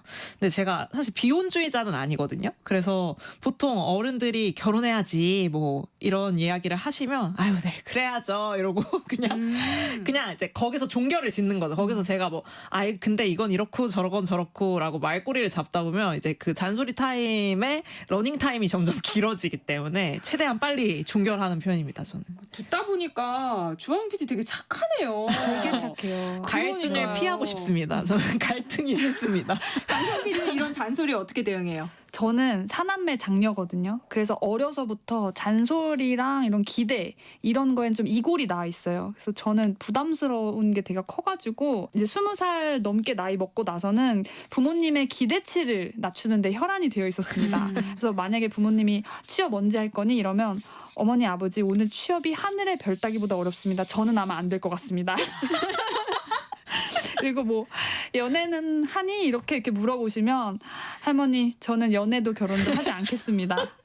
그래서 진짜 실제로 저희 부모님은 KBS도 합격 전까지는 입사 지원을 한 것조차 모르셨어요. 네. 근데 이게 부모님 입장에서는 막상 서운하실 수도 있는데 저는 그냥 괜한 기대감을 심어드리고 싶지가 않은 거예요. 그래서 만약에 결혼을 하겠다고 했다가 안 하면 서운하실 텐데 안 하겠다고 했다가 하게 되면 또 그건 또 훨씬 큰 기쁨이니까 그래서 저는 잔소리를 들으면 아예 납작 엎드려서 저를 그냥 포기해 주십시오 이런 식으로 얘기를 하는 편입니다. 아니 근데 그동안 그럼 얼마나 걱정을 많이 하시겠어요. 많이 하시긴 했겠죠. 근데 이게 또 저희가 애가 넷이다 보니까 제가 조금 이렇게 뭐 특이하고 네. 다른 아이들은 좀 안정적이에요. 순하고 그래서 이렇게 여럿을 낳았는데 이제 다둥이의 이점이 이런 게 있다. 그러니까 동생들이 좀 채워준다. 맞아요. 본인의 부족한 부분을. 네, 맞습니다. 근데 명절 잔소리 가운데서 가장 듣기 싫은 게 남과 비교하는 거잖아요. 이런 상황에는 또 어떤 노래가 좋을지 잘 듣고 선곡해 주시면 좋을 것 같아요. 추석을 맞아서 오랜만에 가족도 얼굴도 보고 뭐 집밥도 먹기 위해서 내려갔는데 옆집 아들은 이번에 취직해서 추석 용돈을 두둑하게 줬다더라. 아이고. 너는 요즘 면접은 보고 있니? 이런 잔소리 폭탄에 시달렸다면 어떤 노래로 마음을 달래면 좋을까요? 아, 저는 일단 스텔라장의 I Can Do This Every Day라는 곡을 준비를 했는데요. 이게 내가 매일 할 수 있는 사소한 것들에 대한 노래예요. 뭐 네. 아침에 일어나서 창문을 열고 햇살을 탁 쬐고 이불 정리를 조금 하고 계란 후라이를 하나 해먹은 뒤에 설거지를 하고 이런 이제 작은 일들을 나는 매일 할 수 있다 이런 노래인데 명절에 잔소리 폭탄을 맞고 나면 왠지 내가 정말 진짜 그런 초라한 인간이 된 것 같은 기분이 저는 사실 어릴 때 그런 기분이 들었던 적이 있었거든요. 사실은 하루하루를 매일매일 일상적으로 살아가는 게 대단한 일이거든요. 네. 저는 이 가사 중에서 인상 깊었던 것이 계란 후라이를 하나 해먹은 뒤에 바로 설거지를 하는 것. 와, 쉽지 않죠. 이거는 정말 쉽지 않은 일입니다. 저는 미룰 때도 있거든요. 네.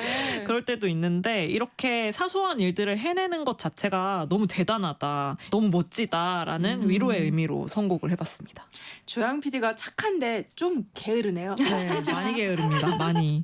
강세현 PD는요? 저는 레이디 가가의 Born This Way를 가지고 왔는데요. 그러니까 우리나라 명절은 내가 얼마나 남과 다르게 살고 있는지, 얼마나 남과 다른지 이걸 확인하는 날인 것 같아요. 그래서 어렸을 때는 저도 솔직히 내가 남과 다르게 살면 큰일 나는 줄 알았어요. 근데 생각보다 큰일이 안 나더라고요. 맞아요. 오히려 지금 와서 생각해보면 개성 없이 남과 똑같이 살아왔던 게 또 후회되는 순간도 있어요. 이 노래를 들으면 언제나 좀 자신감이 생기는데 이 가사 보면 We are all born superstars. 우리는 모두 슈퍼스타로 태어났다. 그래서 미운 사람도 아주 가까이 정성스럽게 보면 나름의 예쁜 구석이 있잖아요. 네. 그래서 아무리 주변에서 저희를 뭐 그 사람들의 틀에 맞추려고 해도 자기 자신만큼은 스스로를 좀 대단하게 여겨줬으면 좋겠다. 저도 어떻게 보면 하영 PD가 가지고 온 선곡의 이유랑도 되게 비슷한 것 네. 같은데 뭐 그런 이유로 이 노래를 들고 왔습니다. 명절 잔소리에 상처받은 분들을 위로할 노래 스텔라작의 I Can Do This Every Day 그리고 레이디 가가의 Born This Way 이렇게 두 곡 함께 들어볼게요. 지금이야 명절 잔소리 싫다. 도로 막혀서 힘들다. 뭐 이런 얘기 하지만 그래도 우리 어릴 적에는 명절 정말 기다리지 않았어요? 저는 사실 반반인데요. 명절에는 좀 앞뒤로 쉴 수 있어서 좋았지만 큰 집에 가면 항상 이제 전 부치고 부모님들 심부름하고 이런 게 조금 싫었어요. 그리고 또 이제 어른들이 가끔 이제 화투판 이렇게 버리시면은 옆에서 계속 심부름을 해야 되잖아요. 그게 어린 마음에 좀 귀찮았던 것 같기도 해요. 근데 좋았던 건 친척 언니들을 좀 오랜만에 만날 수 있어서 너무 좋았고 그리고 이제 심부름 하다 보면 가끔 이제 용돈 주시는데 그쵸. 이제 용돈을 드려야 되는 나이가 되다 보니까 그 시절이 조금 그립기는 합니다. 그리고 저희 큰 집이 항상 이제 우리 들어오라고 현관문을 살짝 열어두셨거든요. 그 사이로 이렇게 고기 냄새나 전 냄새가 이렇게 빠져나오는데 그 냄새를 맡았을 때 아 이게 명절이구나 싶었고 또 지금은 사람들이 성묘를 많이 안 가서 안 보이시는데 성묘 가는 길에 솜사탕 아저씨가 항상 있었어요. 근데 엄마 아빠가 이 썩는다고 못 먹게 했던 그 솜사탕을 꼭 명절에는 그냥 사주셨거든요. 그래서 그런 게 지금 생각해보면 조금 그립기도 합니다. 네. 추석은 이제 용돈의 날, 용돈의 날이기 때문에 명절 전부터 저는 이제 용돈을 받으면 그 용돈으로 무엇을 살 것인가를 한 3주 전부터 고민을 했었던 것 같고 또 할머니 댁에 가면은 특식을 해주시잖아요. 특히 뭐 갈비찜이라든지 막 평소에 먹지 못하는 기름진 음식들을 많이 준비를 해주시기 때문에 그게 조금 너무 많이 기대됐던 것 같습니다. 언제 고기를 그렇게 실컷 먹어요? 명절 아니면. 그러니까. 맞아요. 네. 이번에는 추석 용돈과 관련된 상황별 플레이리스트를 청해볼까 합니다. 잘 듣고 선곡을 해주세요. 추석을 맞아서 정말 오랜만에 집에 아들내가 온 거예요. 근데 어머님이 이제 좋은 것만 가득 먹이고 싶은 마음이 있잖아요. 그래서 장을 봐서 상다리를 휘어지게 차렸어요. 근데 이 아들이 용돈은커녕 엄마 감사해요, 고생하셨어요 뭐 이런 말 없이 그냥 반찬만 바리바리 싸들고 떠나버린 거예요. 그 텅 빈 냉장고만큼이나 허한 마음을 느끼고 있을 이 엄마를 위로할 노래가 있을까요? 전 제 얘기인 줄 알았습니다. 제가 이제 자취를 한 지가 한 9년 차 돼가는데 오랜만에 집에 가면 엄마 반찬이 그렇게 맛있을 수가 없어요. 옛날에는 잘 몰랐는데 네. 저희 이제 어머니는 진미 오징어채, 냉이 무침 이런 무침류를 굉장히 맛있게 하시는데 저도 뭐 보통 생신이나 중요한 날에는 찾아뵙고 또 용돈도 드리고 뭐 감사도 드리고 하지만 평소에는 그냥 반찬을 도둑처럼 쓸어갑니다. 엄마가 막 바리바리 싸주시면 뭐 이것도 달라 저것도 일단 가져가 보겠다 이러면서 네. 다 가져와요. 근데 생각해보면 그 마음을 표현한 적은 별로 없는 것 같아요. 그래서 제가 항상 엄마를 생각하면서 좀 슬퍼지는 부분은 엄마는 항상 우리를 생각하고 많은 것을 해줬는데도 늘 더 못해준 걸 미안해 하시더라고요. 근데 또 자식들은 그렇게 사랑을 받으면서도 그걸 알면서도 그게 좋아서 또 투정 부리고 더 바라고 이렇게 되는 것 같아요.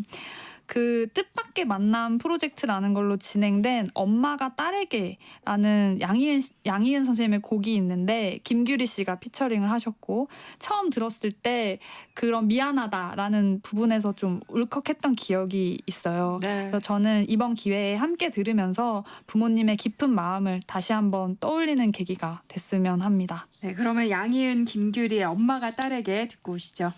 용돈은커녕 반찬만 싹 쓸어가는 자식들 요즘 뭐 종종 보인다고 하는데요. 여기도 있잖아요. 네, 가족 전미 저희 전부입니다. 그러니까요.